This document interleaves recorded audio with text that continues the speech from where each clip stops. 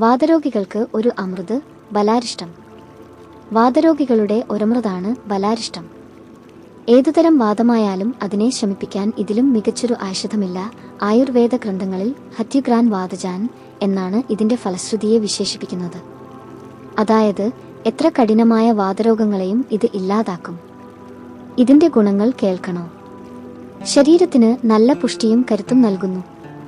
ദഹനശക്തി അഥവാ ദീപനശക്തി വർദ്ധിപ്പിക്കുന്നു. ശരീരത്തിന്റെ തളർച്ച മാറ്റി ആരോഗ്യവും ഓജസ്സും നൽകാൻ ഇത് സഹായിക്കുന്നു.